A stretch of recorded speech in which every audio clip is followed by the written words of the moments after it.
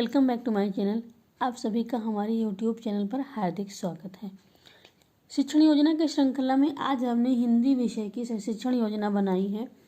8th class की काकी नामक पाठ की शिक्षण योजना है जो आपके सम्मुख प्रस्तुत है।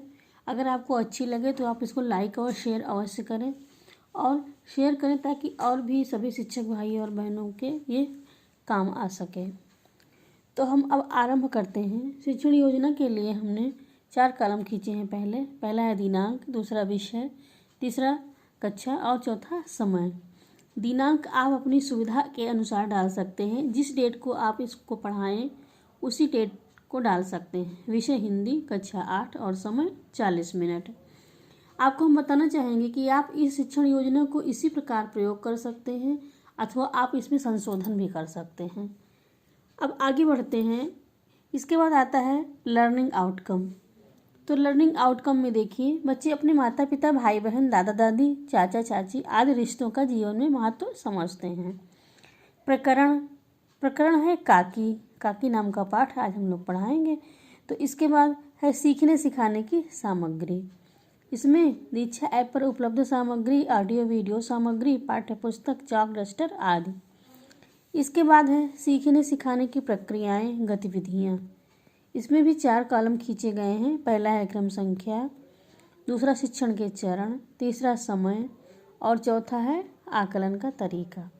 शिक्षण के चरण में 3 चरण होते हैं। पहला चरण होता है शिक्षण के आरंभ में, दूसरा चरण होता है शिक्षण के मध्य में और तीसरा चरण होता है शिक्षण के अंत में। समय इसके लिए 5 मिनट। आकलन का तरीका प्रश्नोत्तर और सहभागिता। तो शिक्षण के आरंभ में देखिए, शिक्षिका कक्षा में प्रवेश करती हैं और बच्चों को व्यवस्थित ढंग से बैठाकर उनसे वार्तालाप आरंभ करती हैं। कहती हैं कि हम सब परिवार में रहते हैं, परिवार का हमारे जीवन में अत्यधिक महत्व है, माता पिता का हम सबके जीवन में बहुत ही महत्व है। और वह रामचरितमानस के चौपाई सुनाती हैं। प्रातः काल उठ कै रघुनाथा, मात पिता गुरु नावहि माथा। बच्चे ध्यानपूर्वक शिक्षिका की बात को सुनते हैं और शिक्षिका बच्चों से बातचीत करती हुई उनसे कुछ प्रश्न पूछती हैं। बच्चों से पूछती हैं, आपकी माता आपके लिए क्या करती हैं। दूसरा प्रश्न पूछती हैं, आपके पिताजी आपके लिए क्या लाते हैं। फिर अगला प्रश्न पूछती हैं, यदि आपकी माताजी कुछ दिनों के लिए कहीं रिश्तेदारी में चली जाए तो आप कैसा अनुभव करते हैं। बच्चे इन सब प्रश्नों का रुचिपूर्वक उत्साह के साथ उत्तर देते रहते हैं और उनको कक्षा में बहुत ही आनंद आता है। इस प्रकार शिक्षिका बताती हैं कि माता पिता का हम सबके जीवन में बहुत ही महत्व है और बताती हैं कि आज हम काकी पाठ का अध्ययन करेंगे। पाठ के बारे में बताते हुए कभी शिक्षिका कहती हैं कि इस पाठ को श्री सिया रामशरण गुप्त जी ने लिखा है। यह एक कहानी है और आज हम सब इस पाठ का रसास्वादन करेंगे। सहभागिता, बच्चे पाठ को ध्यानपूर्वक सुनते हैं। फिर दूसरा चरण आरंभ होता है शिक्षण के मध्य में। इसमें काकी कहानी में एक बच्चा होता है। शिक्षिका बताती हैं कहानी के विषय में कि बच्चा अपनी माता से अत्यधिक प्रेम करता है। उसकी माता स्वर्गवासी हो जाती हैं और बच्चा समझता है कि उसकी माता भगवान के पास गई हैं जो कुछ समय के बाद वापस आ जाएंगी। माँ के लिए वो परेशान रहता है और माँ को वापस लाने के लिए तरकीब सोचता है। इसी श्रृंखला में वो पतंग को धागे में बांधता है और उस पर माँ लिखता है। सोचता है कि माँ इस प्रकार इसी धागे की सहायता से आसमान से नीचे उतरकर आ जाएंगी। इस प्रकार शिक्षिका पाठ का आदर्श वाचन करती हैं। कतिपय बच्चों से पाठ का आदर्श वाचन करवाती हैं। बच्चों को कठिन शब्दों का अर्थ बताती हैं। बच्चे उत्साहपूर्वक पाठ का वाचन करते हैं और कठिन शब्दों का अर्थ लिखते हैं। बच्चे उत्साहपूर्वक कक्षा में प्रश्नों का उत्तर देते हैं और सहयोग करते हैं।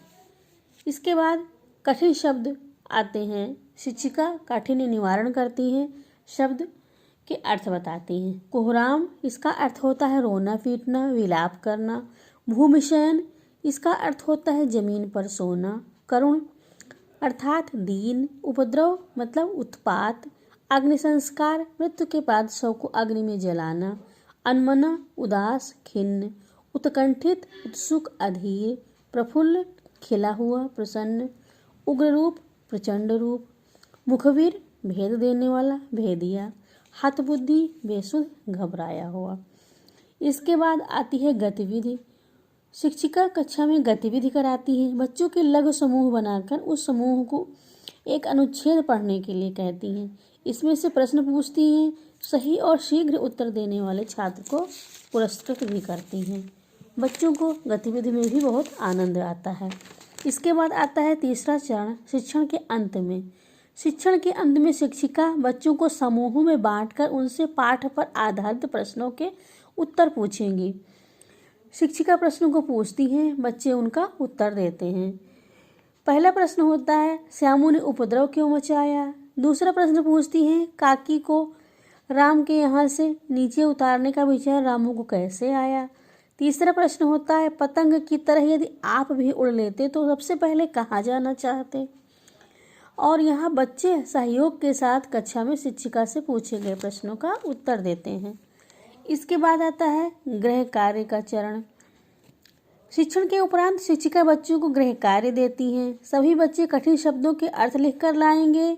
दूसरा प्रश्न देती हैं, श्यामू को जवाहिर भैया से कागज पर काकी क्यों लिखवाया।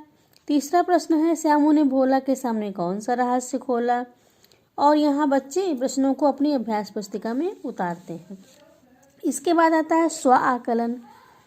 स्व आकलन में बच्चों ने पाठ को अच्छी प्रकार से समझ लिया है, कठिन शब्दों का अर्थ भी बच्चों ने जान लिया है और कहानी को समझ लिया है। इसके बाद आता है अंतिम चरण, आगामी शिक्षण योजना। आगामी शिक्षण योजना में शिक्षिका पाठ में आई हुई शिक्षण की कठिनाइयों पर विचार करते हुए आगामी पाठ की योजना बनाएंगी और बच्चों के द्वारा किए गए कार्य की जांच करेंगी। तो ये तो थी शिक्षण योजना। आप सबको हमारी यह शिक्षण योजना कैसी लगी, आप लोग इसे कमेंट बॉक्स में लिखकर बताइए।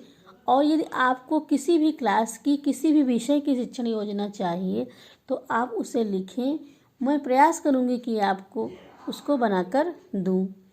आप सबका वीडियो देखने के लिए बहुत बहुत धन्यवाद। इसी प्रकार हमारे चैनल से जुड़े रहें और फिर हम अगली वीडियो के साथ मिलेंगे। तब तक के लिए नमस्कार मित्रों।